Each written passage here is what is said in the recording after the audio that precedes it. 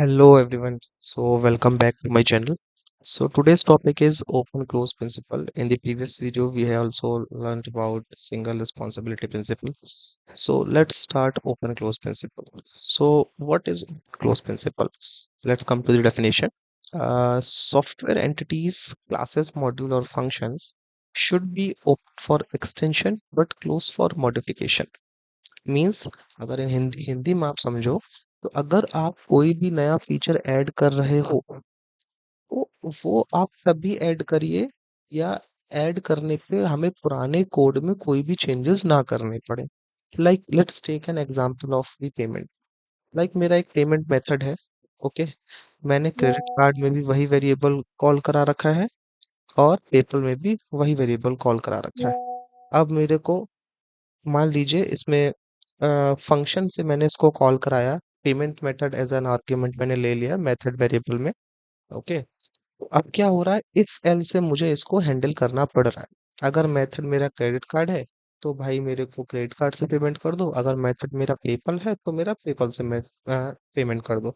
But अब इसमें issue क्या है, मान लीजिए मुझे यूपीआई से और पेमेंट करना है। ठीक है, तो अब मैं क्या करूंगा, यहाँ पे UPI payment method is equal to UPI करूंगा, फिर उसको एल सिफ मेथड में कॉल कराऊंगा एज यूपीआई और payment will be done by UPI. तो ये क्या हो रहा है, ये वॉल्यूशन हो रहा है ओपन क्लोज प्रिंसिपल का।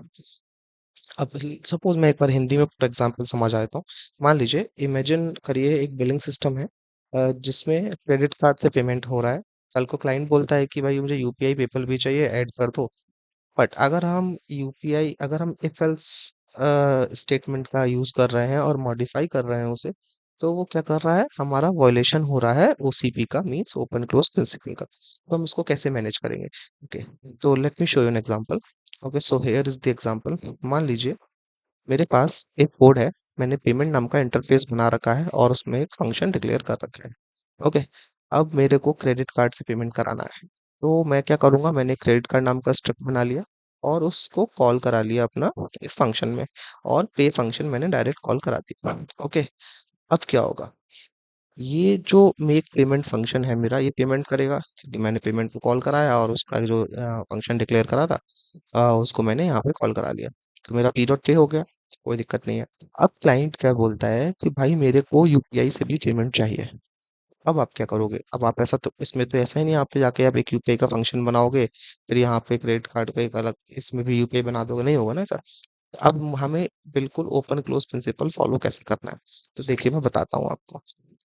मान लीजिए मेरे को अब यहाँ पे यूपीआई से पेमेंट करना है, तो मैं क्या करूँगा, सॉन्ग बनाऊंगा। ओके, अब मेरे को पहले तो स्ट्रक्चर बनाना पड़ेगा। तो पहले मान लीजिए टाइप कर दिया मैंने यूपीआई और स्ट्रक्ट बना लिया एक blank. Okay, so blank struct is there. अब मुझे क्या करना है, यूपीआई को कॉल कराना पड़ेगा, तो सी यूपीआई। अब मेरे को पे फंक्शन करना है क्योंकि पेमेंट करना है। ओके, तो अब मुझे क्या करना है, यहाँ पे एक एफपी लगा दूंगा, like paid using UPI. Okay, तो अब क्या हुआ यहाँ पे कि मैंने अपने पुराने कोड में कोई भी चेंजेस नहीं किए। ठीक है, मैंने अपने पुराने इंटरफेस में या क्रेडिट कार्ड में कोई भी चेंजेस नहीं किए, मैंने सिर्फ अपना पे फंक्शन को उठा के यहाँ कॉल करा दूंगा नीचे के, और मेरा यूपीआई का एक अलग नया फीचर ऐड हो गया। अब मुझे यहाँ पे इसको कॉल कराना है, तो P is equal to UPI. Okay, UPI ले लिया मैंने और मेक पेमेंट को कॉल करा लिया। अब इसको रन करके देखते हैं। देखिए मैंने ऑलरेडी एक बार ट्राई करके देख चुका हूँ, तो इसको अगर गो रन मेन डॉट गो करेंगे तो देखिए क्या हो रहा है कि payment paid using credit card, paid using UPI. अब मान लीजिए मुझे और कोई नया फीचर ऐड करना है, मुझे पेपल भी ऐड करना है, तो लाइक टाइप पेपल और स्ट्रक्ट ऐड कर लिया मैंने, और मैंने एक फंक्शन बना लिया जिसमें क्या होगा, सी पेपल ऐड करूंगा और पे फंक्शन बनाऊंगा जिसमें क्या होगा, F P is like println using paid using using PayPal. अब मुझे इसको कॉल भी कराना पड़ेगा, तो मैंने यहाँ पे नीचे क्या किया, p is equal to PayPal और make payment is equal to p। अब मैं इसको अगर रन करूंगा तो देखिए मैंने नया फीचर ऐड किया है। तो यहाँ पे देखना, PayPal as a new feature is added.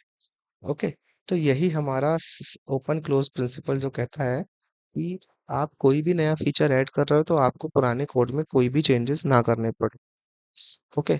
आपको अगर ये कोड वोड चाहिए तो मैं आपको प्लेलिस्ट में या वीडियो के नीचे लिंक प्रोवाइड कर दूंगा गिटहब रेपो का।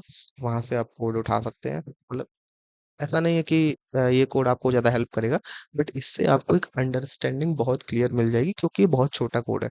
अगर मैं वो बहुत बड़ा कोड लिख दूंगा पूरा पेमेंट का, लाइक मान लीजिए मैं पूरा पेमेंट का लॉजिक लिख दूं यहाँ पे, तो आपको उसे समझने में दिक्कत होगी। अगर किसी को स्ट्राइप इंटीग्रेशन वगैरह पे वीडियोस चाहिए गोलैंग में, तो नीचे कमेंट कर दीजिएगा, मैं वो भी बना दूंगा। Okay. So that's all for this video.